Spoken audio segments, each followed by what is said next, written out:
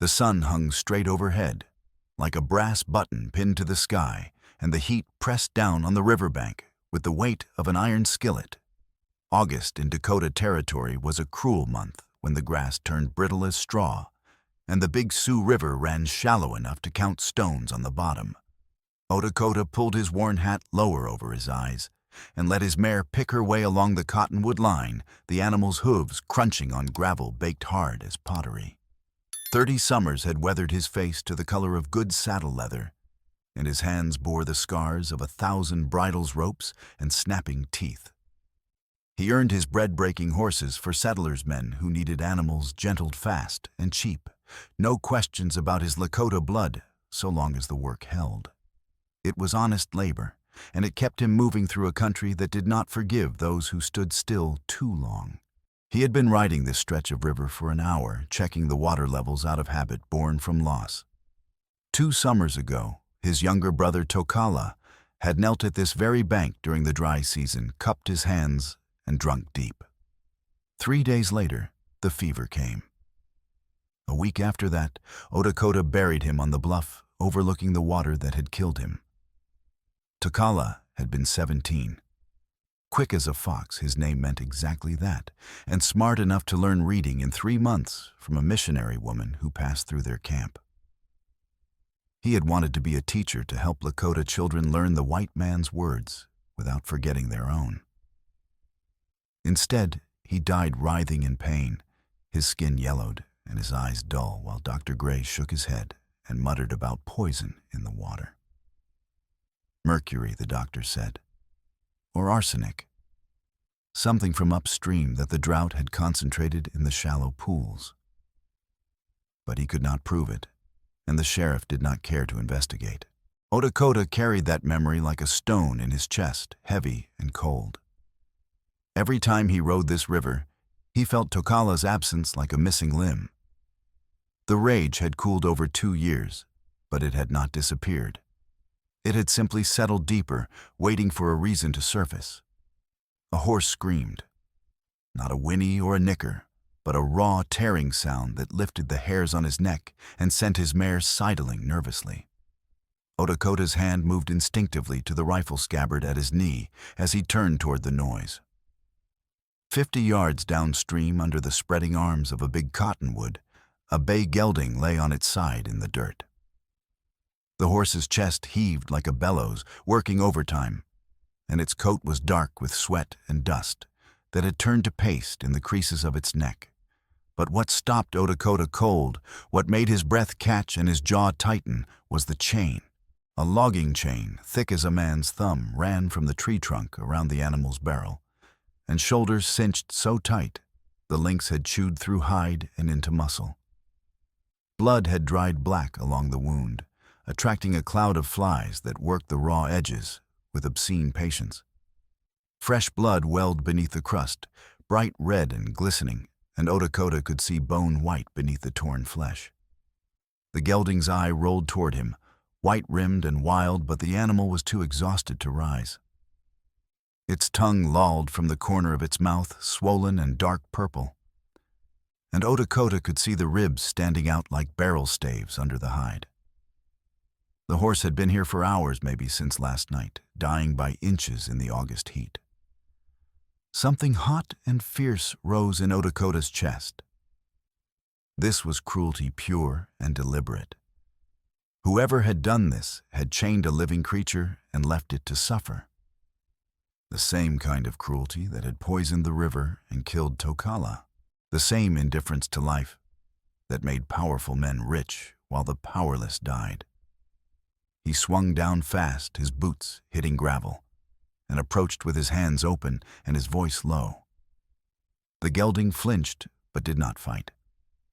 Dakota knelt beside the animal's head, ignoring the flies and the stench of infection, and ran his hand along its neck. The hide was hot to the touch, fever hot, and the pulse in the jugular groove hammered like a drum beating double time. "Easy now," he murmured in Lakota words that meant nothing to the horse, but everything to the moment. The tone carried what words could not: patience, gentleness, a promise that help had come. Easy, brother. I will not hurt you. I will get you free. The chain rattled faintly as the gelding shifted, and Lakota saw a scrap of paper pinned to one link with a bent nail. He pulled it free with fingers that had gone suddenly cold despite the heat and unfolded it. Block letters scratched in pencil: evidence. Do not kill. Lakota read it twice, his mind working through the implications. Evidence of what theft, murder, and who would chain a living creature like a criminal and leave it to die while calling it evidence. He traced the brand on the gelding's hip with one finger, a crisp U.S. Mark Army stock. Stolen then, or lost. Either way, the animal was suffering, and that was enough. He stood and looked back toward Red Oak. The town sat 2 miles east, a cluster of wood-frame buildings, and a single church steeple rising above the flat prairie. The blacksmith there, old Ernst, kept heavy cutters for wagon repairs. Lakota remounted, touching his heels to the mare's flanks, and the animal broke into a canter, sensing his urgency. The ride back felt longer than it was. His mind kept returning to the gelding's eye, that terrible mix of pain and resignation that he had seen in Tokala's eyes during those final days. The same look of a creature that had given up hope, but had not yet been granted the mercy of death. Ernst was at his forge, hammering a wheel rim, and looked up when Lakota dismounted. Sweat poured down the old man's face, and his arms were black with soot. Need cutters? Lakota said, his voice tight. Heavy ones, for logging chain. Ernst wiped sweat from his forehead with a rag and nodded toward the tool rack. Take the big pair. Bring them back when you're done. He paused. Trouble. Horse chained to a tree, left to die. Ernst's face darkened. Pike's work, probably. Or cutters. They have been getting meaner. He spat into the dirt. Be careful, Lakota. Those men do not like being crossed. Lakota slung the cutters over his shoulder, the steel jaws heavy and cold, even in the heat, and rode hard back to the cottonwood. The gelding had not moved. If anything, it looked worse, the breathing more labored, the eye more dull. Time was running out. Lakota knelt again, positioned the cutters on a link near the tree, and bore down with both hands. The chain resisted the metal, groaning under the pressure like a living thing, and then gave with a sharp crack that echoed across the water. The horse shuddered as the tension released a full-body tremor that spoke of relief and agony mixed together, and Lakota worked the chain free with careful hands, unwinding it slowly to avoid tearing the wound wider. Blood welled fresh, bright red against the dried black, and the gelding groaned a deep, gut-punch sound that made Lakota's chest tighten. He pressed his hand against the wound, applying pressure to slow the bleeding, and felt the horse's heartbeat against his palm, fast and thready. You are going to live, he said quietly, and realized he was making a promise. To the horse, to himself, to Tokala's memory.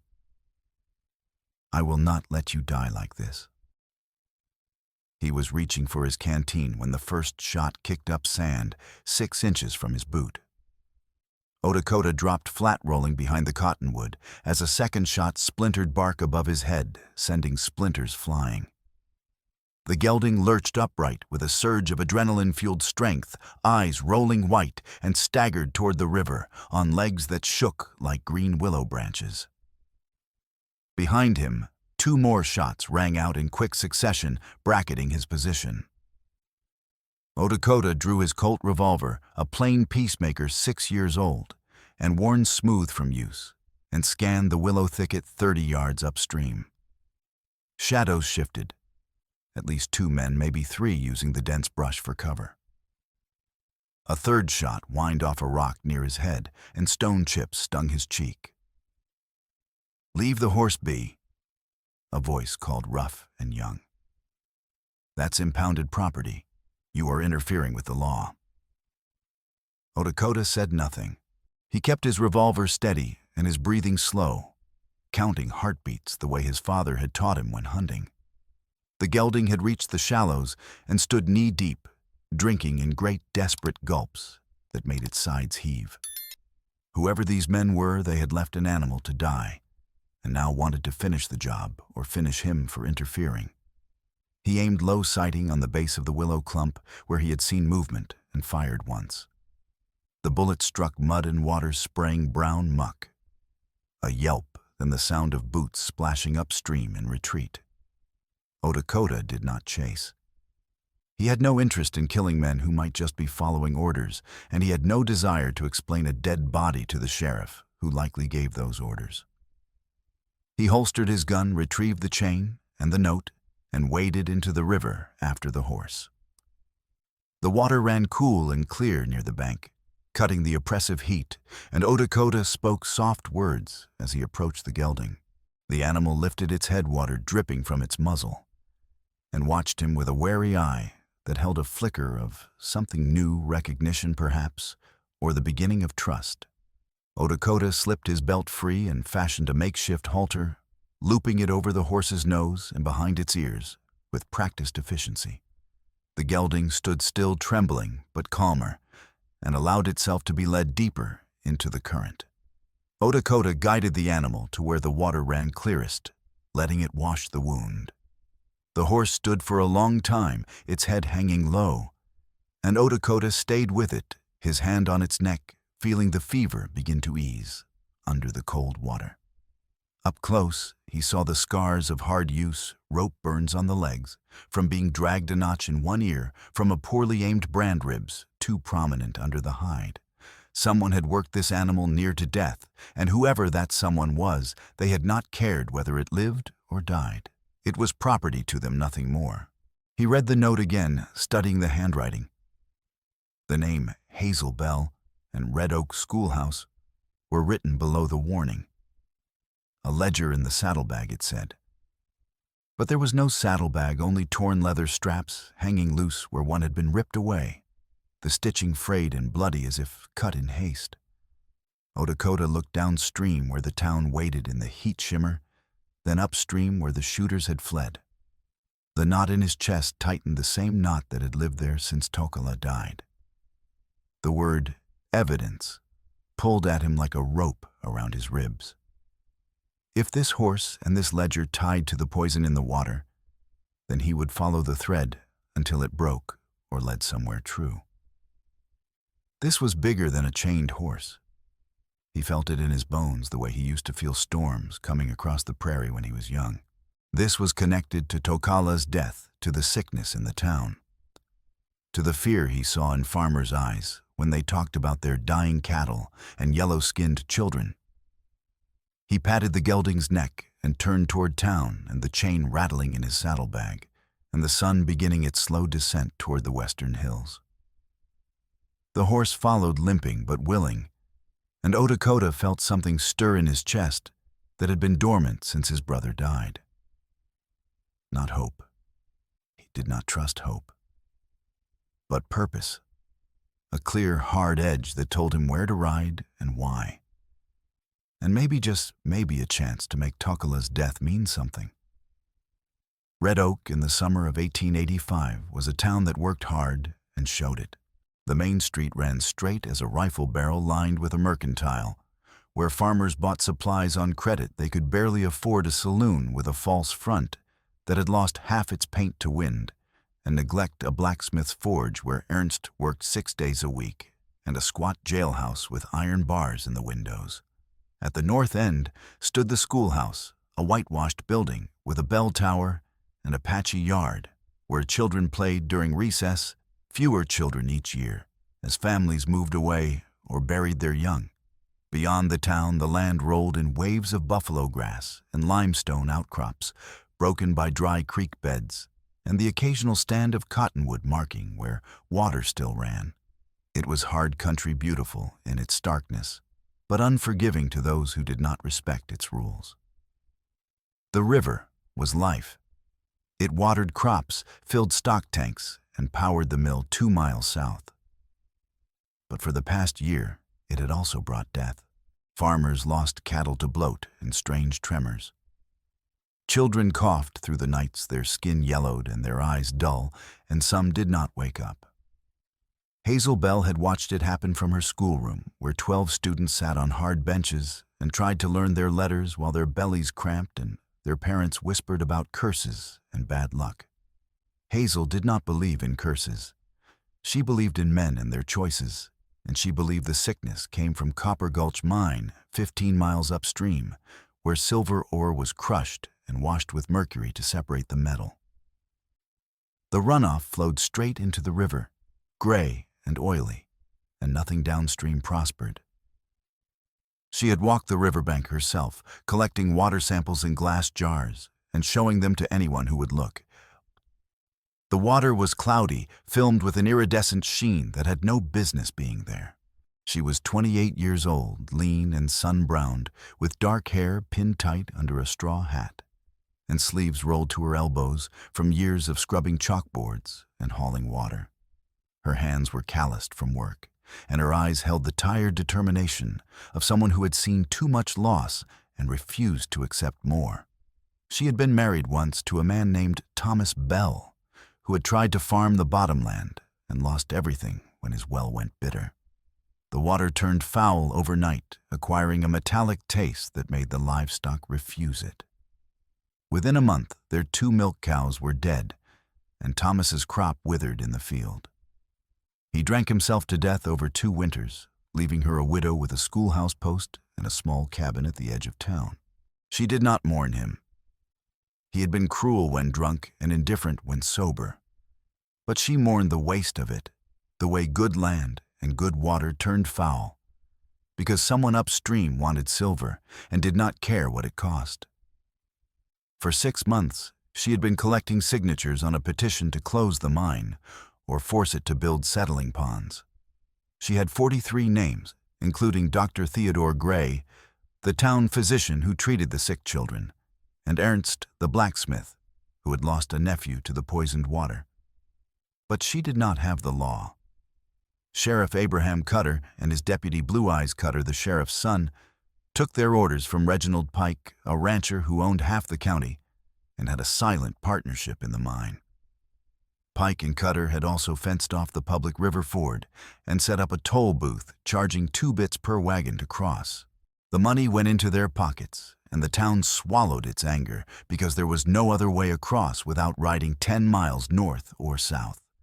Hazel knew the system was rotten. She also knew petitions and speeches would not break it. She needed proof, something hard and undeniable, something that would bring federal law down on Pike and Cutter like a hammer on an anvil. That proof had almost come a week ago, when Ivan Petrov, the telegraph operator, told her he had found something. Ivan was 35, a quiet man with ink-stained fingers and a habit of listening to conversations that passed through his wires. He had intercepted a message from the mine foreman Fergus Albright, ordering a shipment of mercury and listing payments to Cutter and Pike Protection. Ivan copied the message, then told Hazel he was riding to Copper Gulch to find the original ledger that would prove the bribes. He never came back. Hazel went to the sheriff. Cutter shrugged and said, "Ivan probably got drunk and fell in a ravine." She went to Pike. He told her to mind her schoolhouse and stop spreading gossip that could hurt the town's prosperity. She went to Dr. Gray, who examined her hands and said, "You are shaking, Hazel. You need to rest before you make yourself sick." She did not need rest. She needed Ivan's ledger, and she needed someone who was not afraid of Pike or Cutter. Someone who could move through the country without drawing suspicion, who understood horses and hard men and the kind of work that left scars. Someone who had their own reasons to want justice. That someone walked through her schoolhouse door at 3 in the afternoon, leading a bay gelding with a bandaged shoulder. Lakota stopped in the doorway, his hat in his hand, and his boots scuffing the floor he knew better than to dirty without permission. The children had already gone home, and Hazel was wiping down the chalkboard, her back to the door. She turned and saw him, a man she knew by reputation, but had never spoken to directly. He broke horses. He lived in a dugout cabin south of town. He did not drink or brawl or attend church, and the settlers tolerated him because he was useful and did not cause trouble. "Miss Bell," he said. His voice was low and careful, the way a man speaks when he is used to being misunderstood or ignored. "That's me." She set down the rag and looked at the horse. The bandage was clean, the work precise. "Where did you find him?" "Downstream, chained to a tree and left to die."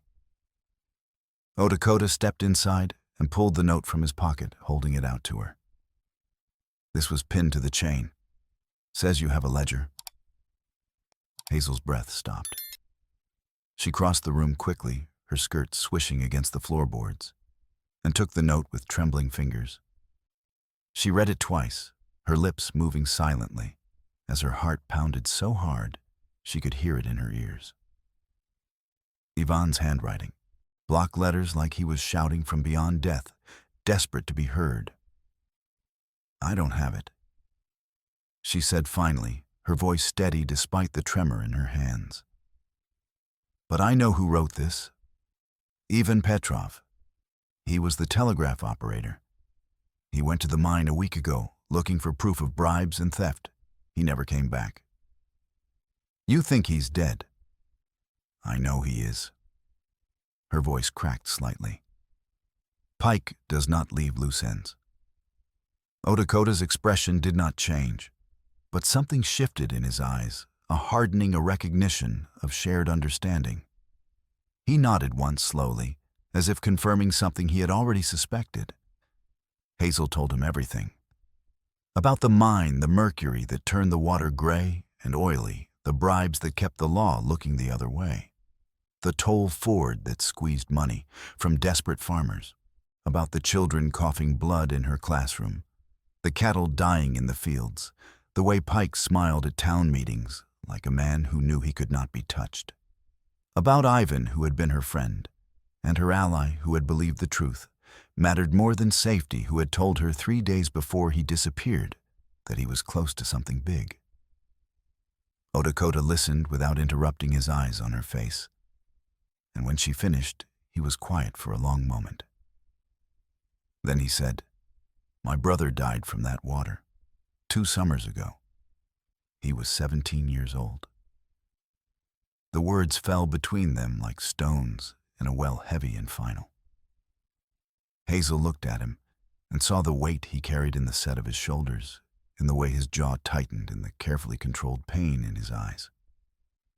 She recognized it because she carried the same weight loss that had turned to anger, anger that had turned to purpose. "I am sorry," she said, and meant it with everything she had. He nodded. His name was Tokala. It means fox. He was quick and smart, wanted to be a teacher like you. He drank from the river during the drought because the creeks were empty, and 3 days later he was burning with fever. A week after that, I buried him. Dr. Gray said it was poison in the water, mercury or arsenic from upstream, but he could not prove it, and the sheriff did not care to investigate. Hazel's throat tightened. I teach children who are dying the same way. Every week, another one gets sick. That is why I need that ledger, to stop it before there are no children left. The horse is army stock. Lakota said, his voice taking on a harder edge. Stolen, probably, given the way it was treated. That makes it federal. If we find the ledger, we take it to the U.S. Marshal in Sioux Falls, not the sheriff. Federal law trumps Pike's local control. Do you know where the ledger is? No, but I know where Ivan went. He paused, his gaze steady on hers, assessing her resolve. I will take you to the mine. We leave at dusk. Bring water, a blanket, and anything you can defend yourself with. Hazel did not hesitate. She had been waiting for this, for someone who would not flinch or turn away when things got dangerous. I will be ready. They rode separately to Dr. Gray's office, a narrow room above the mercantile that smelled of carbolic and tobacco. Dr. Gray was 60 years old, with white hair and steady hands that had set bones and delivered babies for 30 years. He looked up from his desk when they entered his eyes sharp behind wire-rimmed spectacles, and Hazel saw something flicker across his face when he saw the army horse recognition or concern or both. "What have we here?" he asked, rising from his desk with the stiffness of a man whose joints complained about the years. "Horse needs attention," Lakota said. "Wound on the shoulder from a chain. Infected." Dr. Gray examined the gelding with practiced efficiency, cleaning the wound with boiled water and carbolic acid that made the horse flinch but not fight. While Lakota held the halter and murmured soft words, the doctor stitched the deepest part with black thread, his needle moving with the precision of long experience. "This animal has been through hell," Dr. Gray said quietly, not looking up from his work. "Deliberately tortured by the look of it. Who did this? Do not know yet," Lakota replied. "But I intend to find out." When the doctor finished, he turned to Lakota and said, "You have a cut on your arm. Let me see it." Lakota had not noticed. The chain had scraped his forearm when he pulled it free, and the blood had dried under his sleeve. Dr. Gray cleaned it with the same carbolic solution, applied a thin layer of salve that smelled of pine tar and mint, and wrapped it with a strip of cotton. "Keep it clean and change the bandage daily," he said. Then he looked at Hazel, his expression unreadable, but his voice carrying weight. "You are planning something dangerous." It was not a question. Hazel met his gaze and saw the concern there, but also something else. Guilt, perhaps, or knowledge. He even found proof of what is poisoning the river. "We are going to finish what he started." Dr. Gray was silent for a moment. Then he reached into a drawer and pulled out a tin of bandages and a small envelope of quinine powder. "For fevers. Mix it in water 1 teaspoon per cup. And Hazel." He paused, choosing his words carefully. "Be very careful. Pike and Cutter are not fools. If Ivan found what I think he found, they will kill to keep it buried." "You know something," Hazel said, her eyes narrowing. "About what Ivan found?" Dr. Gray's face was carefully neutral, but his hands trembled slightly as he handed her the supplies. "I know Ivan came to me before he left for the mine. He asked about mercury poisoning symptoms, timelines, lethal doses. He wanted to know if the river contamination was accidental or deliberate. I told him what I knew, and I told him to be careful. That is all." But his gaze lingered on the note in Hazel's hand, and Lakota saw something flicker in the old man's eyes. Knowledge he was not sharing or guilt he was carrying. Lakota filed it away for later consideration. "Thank you, Doctor," Hazel said, taking the tin and the envelope. Dr. Gray nodded slowly. "Ivan was a good man. He deserved better." His voice dropped lower. "If you find what he was looking for, bring it to me first.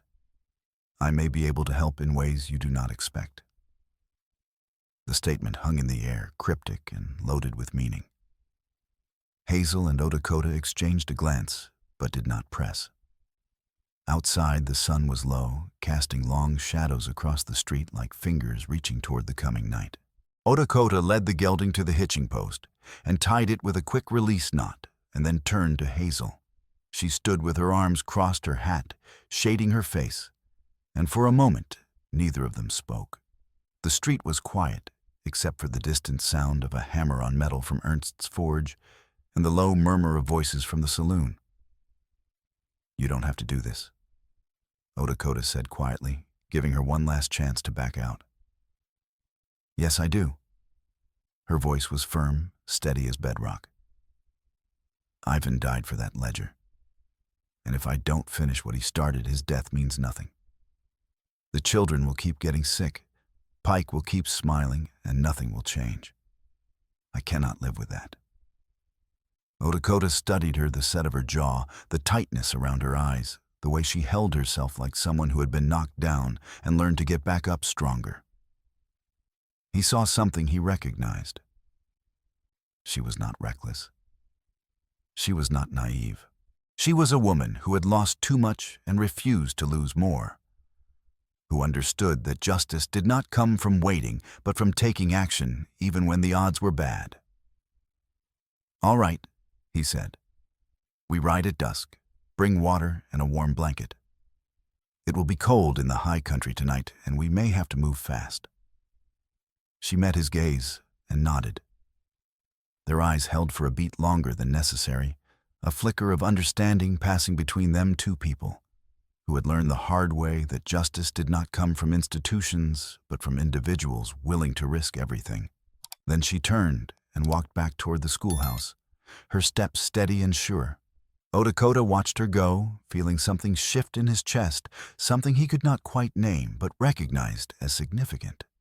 She reminded him of Tokala in some ways, that fierce determination to make things right, that refusal to accept that the world was simply cruel, and nothing could be done about it. He mounted his mare and rode back to his cabin to gather supplies. The sun sank lower, painting the sky red and gold like blood and fire, and the shadows grew long across the grass.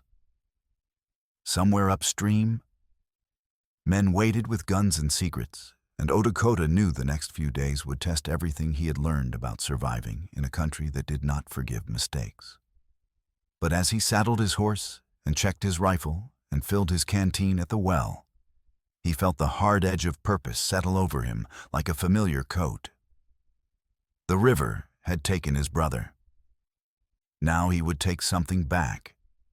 And if he was lucky, he would make sure no other brother, no other child would die, the way Tokala had poisoned by the greed of men who counted profit in dollars and losses in lives they considered expendable. The story continues with the same detailed narrative through all the events leading to Red Oak, the discovery of the ledger, the confrontation with Blue Eyes, and the arrival of Marshal Keller. Then we reach the climactic scene at Copper Gulch Mine, which I will now rewrite with the requested improvements.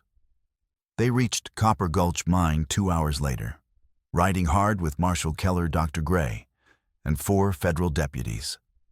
The approach was tense, the air thick with the certainty that violence was coming. As they crested the final ridge overlooking the mine, Lakota felt his chest tighten. The operation below looked deceptively quiet, no workers visible. The sluice boxes silent, but smoke rose from several points around the perimeter, and movement flickered near the main shaft. Pike was ready for them, and he had been planning. "He knew we were coming," Keller said grimly, scanning the layout through a small brass telescope. "Lookouts must have spotted us miles back." Lakota studied the terrain with the practiced eye of someone who had learned to read ground for advantage and ambush. The mine sat in a natural bowl, carved by ancient water, with the shaft cut into the hillside at the far end. The bowl's rim offered high ground, but Pike had positioned riflemen there. Lakota counted at least 6 glints of metal catching the afternoon sun. Approach from any direction meant crossing 200 yards of open ground under enfilading fire. But there was more.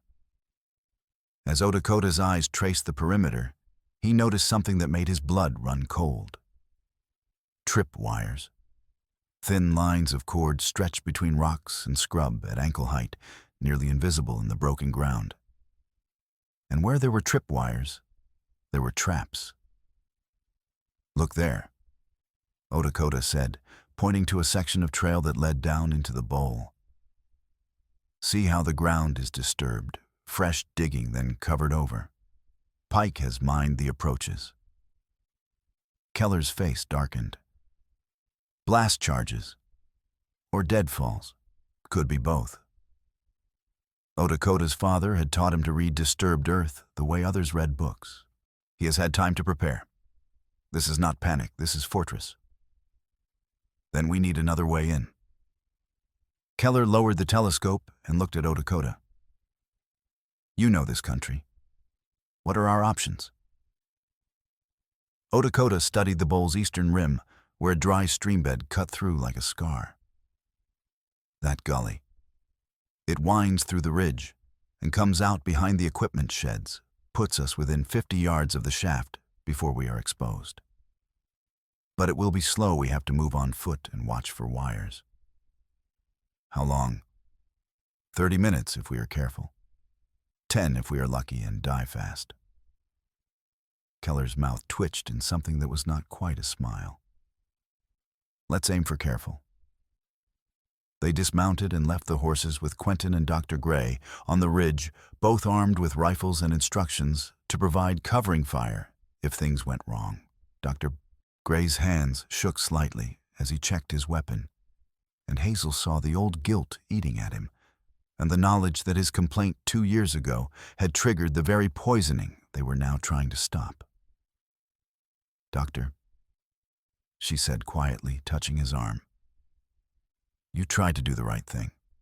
That counts." "Does it?" His voice was hollow. "When doing the right thing killed children? You did not kill them. Pike did. And today, we make him answer for it." Dr. Gray nodded, but the guilt did not leave his eyes. Odakota, Hazel, Keller, and 3 deputies moved down into the gully in single-file, weapons drawn, and every sense heightened. The afternoon sun beat down like a hammer, and sweat soaked through their clothes within minutes. The gully walls rose on either side limestone and shale, stacked in layers that spoke of ancient floods, and the footing was treacherous with loose rock that threatened to turn an ankle or send stones clattering to announce their presence. Odakota let his eyes scanning the ground ahead for the telltale signs of disturbance. 20 yards in, he raised his fist stop. Everyone froze. He knelt and studied a section of ground where a fine layer of dust overlay darker soil. Too even. Too deliberate. He picked up a fist-sized rock and lobbed it gently onto the suspicious patch. The ground erupted with a snap of released tension, a bear trap, its iron jaws slamming shut with enough force to shatter bone. The sound echoed off the gully walls like a gunshot. "Damn," one of the deputies breathed. "He knows we are here now," Keller said. "Move faster, but stay sharp." They pressed on Odakota, marking 2 more bear traps and a tripwire connected to a deadfall of balanced rocks that would have crushed anyone who triggered it. Pike had turned the approach into a gauntlet, buying time and thinning any assault force. It was the work of someone who had planned for this contingency, who had always known that someday federal law might come calling. They emerged from the gully's mouth behind a tumble of ore carts and rusted equipment 50 yards from the main shaft. What Odakota saw made his breath catch. The mine entrance was rigged with enough dynamite to bring down half the hillside. Dozens of sticks were wired to the timber supports with safety fuse and blasting caps running to multiple ignition points, redundancy built into the system so that cutting one fuse and blasting caps would not stop the destruction. This was not just evidence disposal. This was scorched earth. But the human element was even more troubling. Fergus Albright knelt in the dirt 30 feet from the entrance, his hands bound behind his back with wire that had cut into his wrists, blood dripping onto the ground beneath him.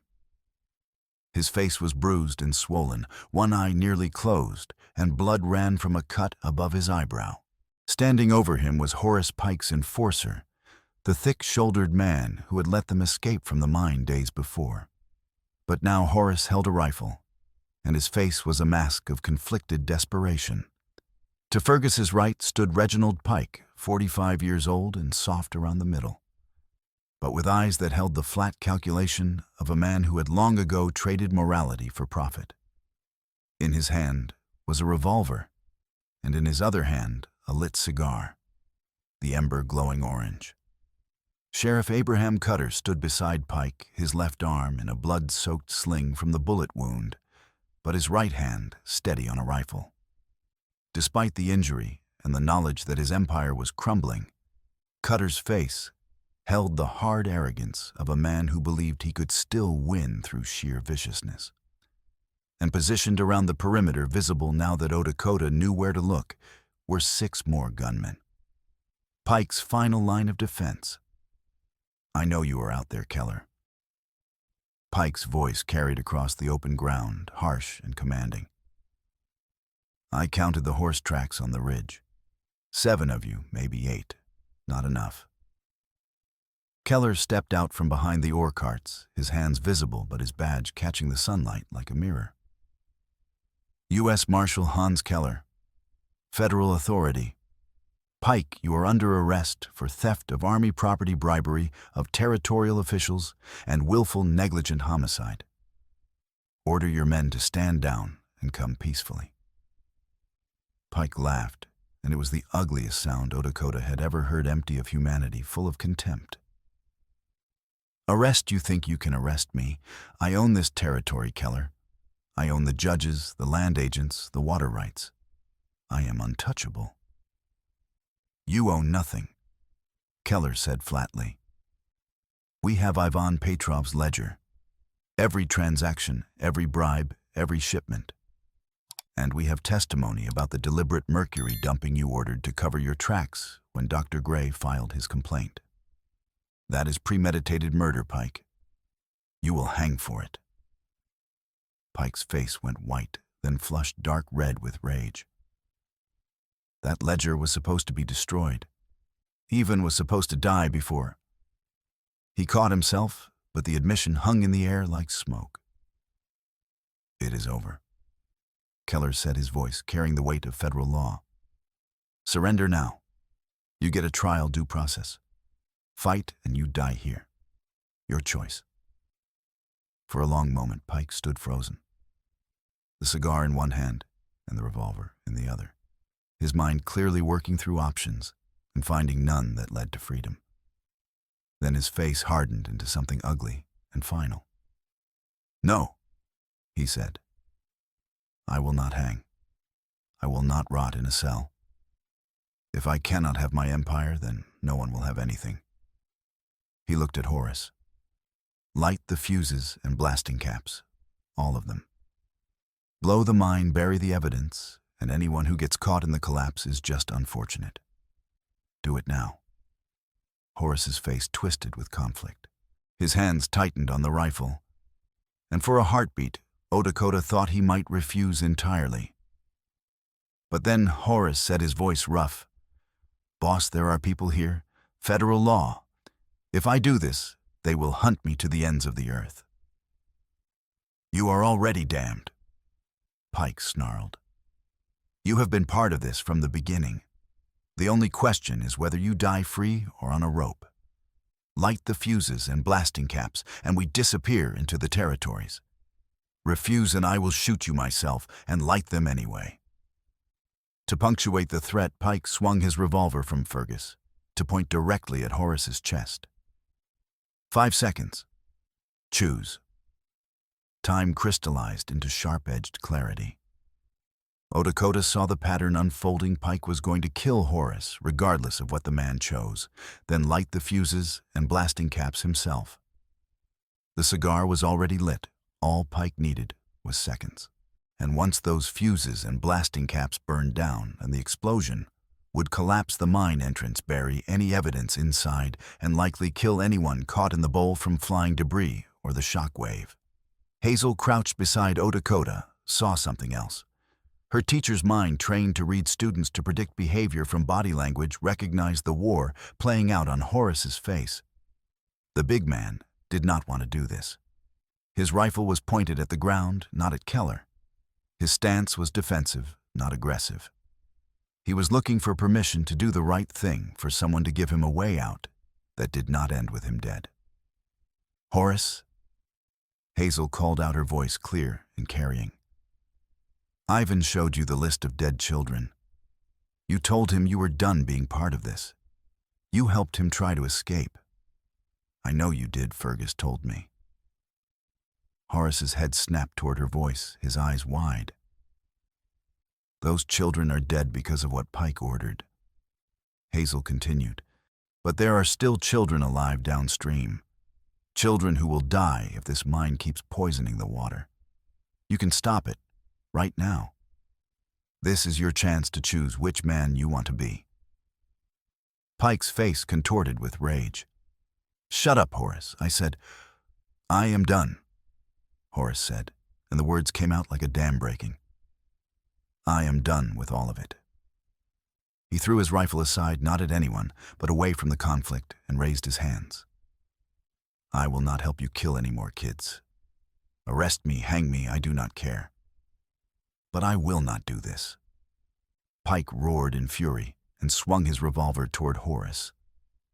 The shot cracked across the bowl, and Horace dove sideways behind a sluice box, the bullets sparking off metal where he had been standing. Everything erupted at once. Cutter raised his rifle one-handed toward Keller, but the awkward grip and his injured shoulder made his aim slow. Keller drew and fired in one smooth motion, his bullet catching Cutter in the good shoulder and spinning him around. The sheriff went down hard, screaming. Pike's remaining gunmen opened fire from the rim bullets, kicking up dust and pinging off the ore carts. The deputies returned fire, and the bowl filled with the thunder of gunshots and the acrid smell of powder smoke. And Pike ran toward the nearest fuse and blasting caps with his lit cigar, his face twisted into something beyond reason, beyond sanity. He was going to burn it all down. Lakota broke from cover in a dead sprint, his revolver in one hand and his skinning knife in the other. He covered half the distance before Pike's men spotted him and shifted fire. Bullets whined past his head, close enough to feel the pressure wave, close enough that one grazed his ribs and sent hot pain lancing through his side. But he did not slow. Pike reached the first fuse, and blasting caps, a long coil of safety fuse and blasting caps that snaked toward a cluster of charges at the mine's main support beam. He touched the cigar's glowing tip to the cord, and it caught with a hiss and a spit of sparks. The flame raced down the cord at a speed that left seconds, not minutes, before detonation. Lakota threw his knife. It was a desperate move, more instinct than aim, but 30 years of reading the movement of animals had given him an understanding of trajectory that translated to other things. The blade flashed through the air and buried itself in Pike's hand, not deep, but deep enough to make him drop the cigar with a scream of pain and rage. But the fuse and blasting caps was already burning, eating up the distance toward the charges. 30 feet, 25, 20. Hazel saw it from her position, and her mind raced through the mathematics of disaster. The fuse and blasting caps was burning at roughly 1 foot per second. She had watched enough fireworks at town celebrations to estimate. 20 feet meant 20 seconds before the mine entrance exploded. There were 2 other fuse and blasting caps points visible unlit, but ready if Pike reached them. She could not reach the burning fuse and blasting caps in time. Shooting it would do nothing. Safety fuse and blasting caps did not work that way. But 15 feet to her right was a long-handled shovel, the kind used to clear debris from the sluice boxes. She sprinted for it, grabbed the shovel, and ran at an angle toward the burning cord. Her boots slipped on loose gravel, and she nearly fell, catching herself with one hand on a rock that scraped skin from her palm. The fuse and blasting caps burned down, 15 feet from the charges. 12, 10. Hazel swung the shovel like an axe, the blade cutting into the cord 5 feet from the charges and severing it cleanly. The burning end fell away, landed in the dirt, and continued to spark harmlessly, the flame cut off from its deadly destination. For one crystalline moment, silence. Then Pike screamed in incoherent rage, pulled the knife from his hand with his teeth, and sprinted toward the second fuse and blasting caps point on the opposite side of the entrance. Blood poured from his hand, but adrenaline and desperation drove him forward. Lakota intercepted him before he reached it. Instead of tackling Pike directly, the man was heavier, and in the grip of desperate strength, Lakota used momentum against him. He grabbed a loose coil of rope from a nearby cart and whipped it low, catching Pike's ankles. Pike went down hard, face first, into the rocky ground, and the cigar flew from his mouth to land near the slurry pit. Pike scrambled forward on hands and knees toward the cigar, leaving a trail of blood. Lakota kicked it away, sending it skittering across the ground, and Pike lunged after it. They grappled, rolling in the dirt, and Pike's blood made everything slippery. "You ruined me." Pike was screaming now, his face pressed close to Odakota's, spittle flying. "I built an empire. I was going to control 3 counties. You cannot take that from me." "You poisoned children," Odakota said through gritted teeth, twisting to avoid Pike's attempt to gouge his eyes. "You killed my brother. You are nothing but a murderer in a good coat." Pike's hand found a rock, and he swung it at Odakota's head. Odakota rolled, and the rock glanced off his shoulder instead, sending pain shooting down his arm. They crashed into a stack of ore carts, which shifted and groaned. One broke loose and rolled toward the slurry pit. The slurry pit, 15 feet across and 10 feet deep, filled with water so contaminated with mercury and arsenic that touching it would burn skin within seconds, and prolonged exposure would kill through absorption into the bloodstream. Everyone who worked the mine knew to give it wide berth. The edges were slick with chemical residue, and there was no railing, no barrier. Pike and Odakota rolled toward it, locked together. Odakota realized the danger a second before Pike did, and he planted his boots and twisted, trying to reverse their momentum. But Pike, driven by rage and desperation, pushed forward. They hit the edge. Pike's momentum carried him over his eyes, going wide with sudden terror as he realized what was about to happen. His arms windmilled, reaching for purchase that was not there. Odakota had a choice, frozen in that suspended instant. Let Pike fall justice of a sort, death by the poison he had created. Or save him. He heard Tokala's voice clear, as if his brother stood beside him. "We are defined by our hardest choices. Be better than the worst thing done to you." Odakota grabbed Pike's collar with both hands and hauled backward with every ounce of strength he possessed. His boots slipped on the chemical slick edge, and for a terrifying moment, he thought they would both go in. Then his heel caught on a rock, and he threw his weight backward. They fell together onto solid ground, Pike gasping and Odakota's lungs burning. For a moment they lay there, Pike staring at the gray water he had almost fallen into, the embodiment of his own greed, made liquid and deadly. "Why?" Pike's voice was barely a whisper. "Why did you save me?" "Because you are going to trial." Odakota said, his voice rough but firm. "You are going to stand in front of a judge and jury and hear every name of every child you killed read aloud. You are going to know exactly what you did. And then you are going to spend the rest of your life in a cell remembering those names. That is justice. Letting you die quick in that pit is not." Pike sagged, all the fight draining out of him at once. He looked at his bleeding hand, at the mine he had nearly destroyed, at the federal marshal approaching with iron manacles, and something broke in him. "I just wanted to matter," he said hollowly. "I just wanted to be more than a dirt farmer's son." "You mattered," Odakota said coldly, pulling himself upright. "You mattered to every family you destroyed. You will be remembered, just not the way you wanted."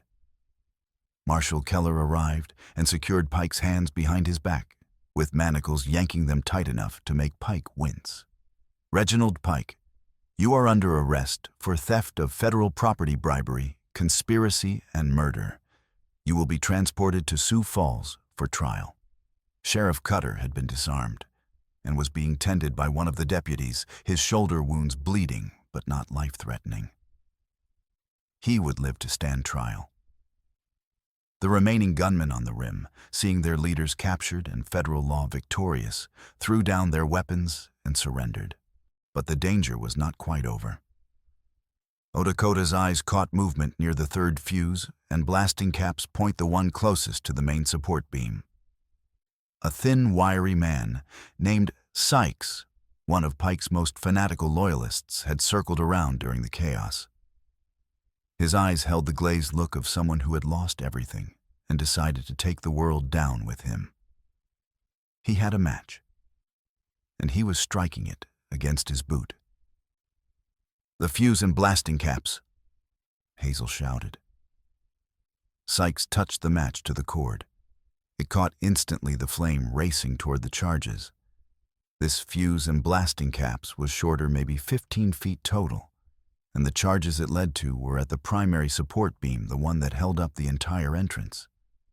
If it blew, the collapse would be catastrophic. Lakota was too far away. Keller was securing Pike.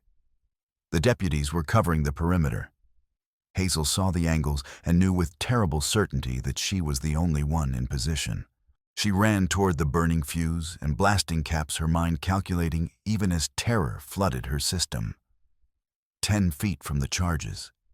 8 feet. 6 feet. There was no shovel here. No tool. Nothing but her hands and her desperation. She grabbed the burning cord 4 feet from the charges and yanked with all her strength. The wire was secured to a rock with a nail, and it did not budge. The flame burned down. 3 feet, 2.5. Hazel wrapped the cord around her hand and pulled again, ignoring the way it cut into her palm.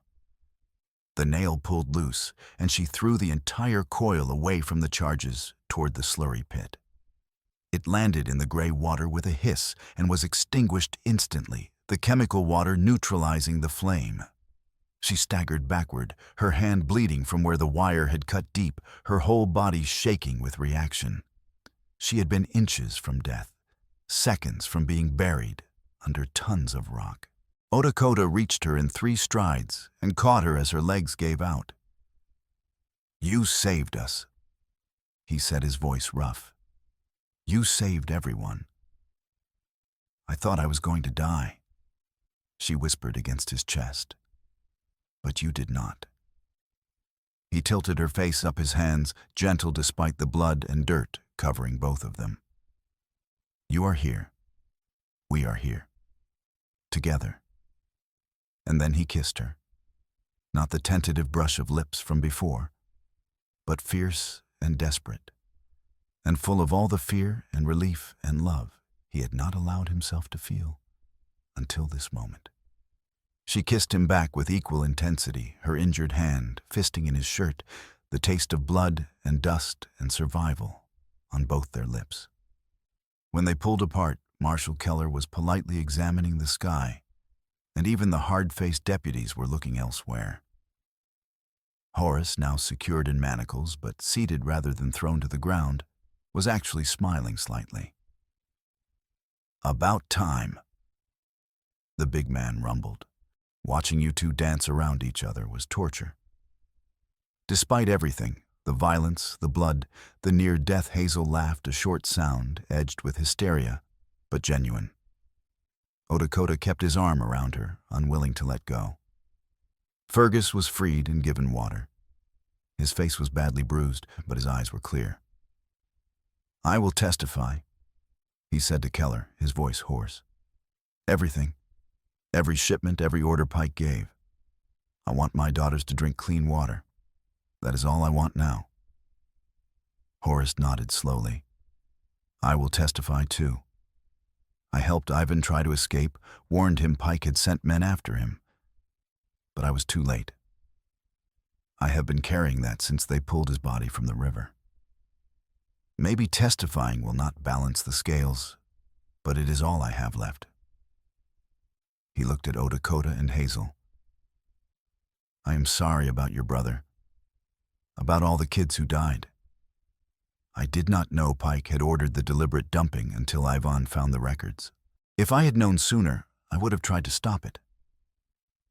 "You stopped it today," Lakota said. "That counts." The sun began its descent toward the western hills as the deputies organized the prisoners for transport. The charges were carefully removed from the mine entrance and documented as evidence. Pike and Cutter were loaded into a reinforced wagon, manacled and guarded. Blue Eyes Cutter would join them. He had been captured separately, and was even now being brought down from the ridge. Dr. Gray came down into the bowl, his face drawn, but his eyes clear. He went immediately to Hazel and examined her injured hand, cleaning it with carbolic and wrapping it carefully. "You are very brave," he said quietly, "and very foolish. That cord could have blown your hand off." "I know," Hazel said. "But if I had not pulled it, we would all be dead." Dr. Gray nodded and then looked at Lakota. "Your brother would be proud of both of you." "I hope so," Lakota said. As the convoy prepared to leave, Lakota stood at the edge of the mine bowl and looked at the destruction human greed had wrought: the gray sludge in the slurry pit, the chemical-stained rocks, the poisoned earth. It would take years to heal this land, and some scars might never fade. But the river would run clean again. The children would stop dying, and the men responsible would answer for what they had done. Hazel came to stand beside him, her bandaged hand slipping into his uninjured one. "It is over," she said quietly. "Not quite," Lakota replied. "There is still the trial, still the work of cleanup, still rebuilding trust. But we did it. We found the truth." "Ivan found the truth," Lakota corrected gently. "We just finished what he started, and we will make sure everyone knows his name and what he did." "Yes." Hazel looked up at him, her eyes clear and determined, despite the exhaustion written in every line of her face. "We will make sure his death meant something, that all their deaths meant something." Lakota nodded, thinking of Tokala, of the promise made at his brother's grave. He had kept that promise. The men who poisoned the water would pay. Justice would be served. And maybe, just maybe, he could start to heal. "Come on," Hazel said, tugging his hand gently. "Let's go home." Home. The word still felt strange, but with Hazel beside him, it felt possible. They walked back to where the horses waited, and together with the others, they rode out of Copper Gulch for the last time.